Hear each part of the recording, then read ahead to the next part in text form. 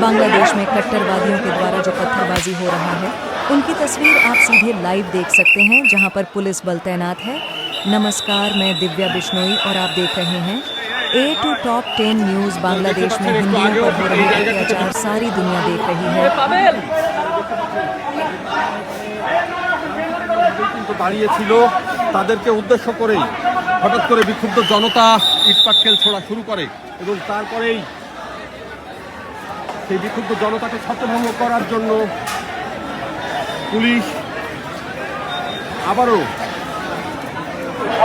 Sound grenade নিক্ষেপ করেন। আপনারা দেখতে পাচ্ছেন যে প্রথম আবারও সাউন্ড গ্রেনেড নিক্ষেপ করা হয়েছে। আবারও সাউন্ড গ্রেনেড নিক্ষেপ করা হয়েছে ছত্রভঙ্গ করার জন্য।